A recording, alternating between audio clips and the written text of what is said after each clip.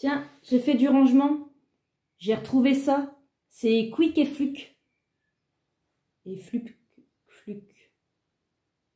Bon, enfin, je sais pas comment ça se dit.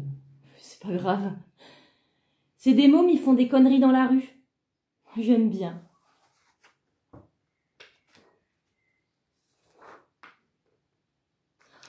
« 1985 ! Ça nous rajeunit pas.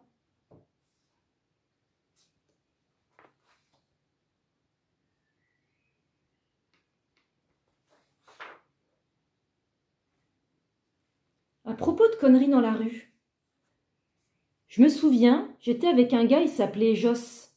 Il était non-voyant, mais vraiment non-voyant. Canne blanche et tout.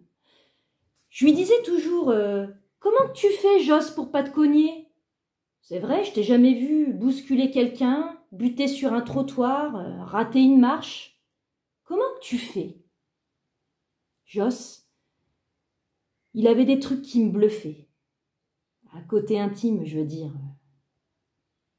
Mais la façon qu'il avait de se déplacer, ça, je comprenais pas. Comme s'il avait un radar à l'intérieur. Moi, je suis maladroite. Je casse tout ce qui me passe entre les pattes. Tiens, mes vieux, ils ont dû me faire dans des auto-tamponneuses. Un truc comme ça. Bon, un jour, je lui dis moi aussi, je veux sentir comment c'est quand on voit pas. Alors, on va remonter jusqu'à la gare de l'Est, en partant de la place Voltaire. Ça fait une trotte, comme ça, j'aurai le temps de voir ce qui se passe. Ah, façon de parler, bien sûr. Me fous un bandeau devant les yeux, tu me guides juste avec une main sur l'épaule et roule ma poule. Et il a réfléchi un peu, comme s'il hésitait, et puis il a dit d'accord. Les premiers pas, j'étais pas très fière, vachement maladroite, pas trop rassurée. Il faut dire, tous les bruits se mélangeaient dans ma tête. Puis j'avais peur que Joss enlève sa main et que je me retrouve toute seule, dans le noir comme une conne. Après, je me suis mise en confiance. Il faut dire qu'avec Joss, rien ne pouvait m'arriver. On avait décidé de ne pas se parler. La parole, ça disperse. Juste le contact de sa main sur mon épaule et rien d'autre. Progressivement, je devenais plus sensible à ce qui se passait autour de moi. Pas seulement les bruits, mais aussi les odeurs, l'ambiance, l'espace avec tout ce qu'il pouvait contenir. Des fois, je m'arrêtais et Joss me faisait toucher une vitrine, un arbre, un vélo posé contre un mur. On entrait dans une épicerie, on faisait le tour et on ressortait. C'était étrange, comme une grosse bulle obscure autour de moi, remplie de milliers de choses à découvrir. J'avais l'impression d'être un gros insecte qui comprenait le monde avec ses petites antennes. Comme si je m'ouvrais à quelque chose de complètement inconnu. C'était magique. J'ouvrais une porte sur le monde de Joss. J'entrais dans sa chambre obscure. Parfois, ça me faisait presque peur. On évitait toujours de se parler. Je voulais que ce soit vraiment comme si j'étais seule. Alors on a tourné à droite et on est remonté vers la gare de l'Est. J'ai senti qu'on ralentissait le pas.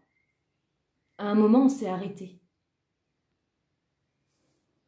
J'entendais les moteurs des taxis dans la cour. On l'a traversé. Je pouvais sentir la rondeur des pavés sous mes pieds. Un petit vent frais s'est mis à souffler. On est entré dans le grand hall, juste avant les quais. J'avais des images qui se faisaient dans ma tête. Des images de trains qui partent et d'autres qui entrent en gare.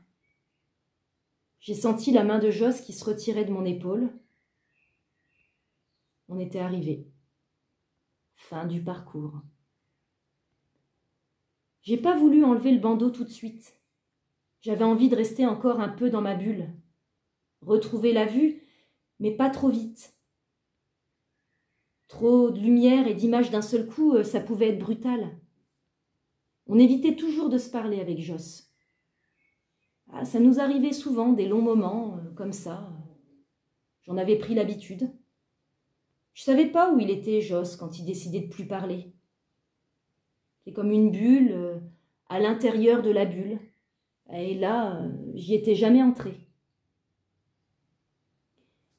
J'ai mis mes mains devant mes yeux comme ça, et je les ai écartés doucement. Et c'est là que j'ai commencé à voir. La vieille dame devant moi à quelques mètres. D'abord un peu floue, et puis de plus en plus nette. J'ai vu son sourire, son petit chapeau vert, et là, j'ai vraiment ouvert les yeux. Elle a fait un petit signe de la main, et je l'ai entendu dire « Bon, maintenant, je vous laisse. Mon train va bientôt partir. Allez, au revoir !» Sa voix était très douce. J'ai cherché Joss.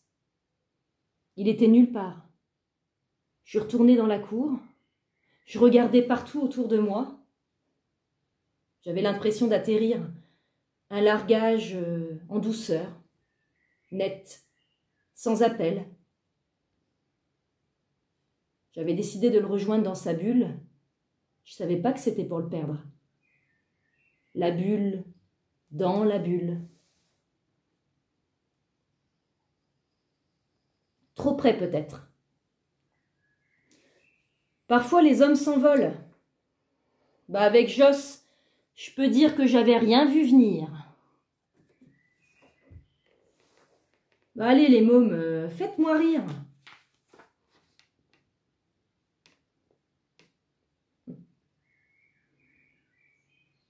Bon allez, comme ils disent au théâtre, noir.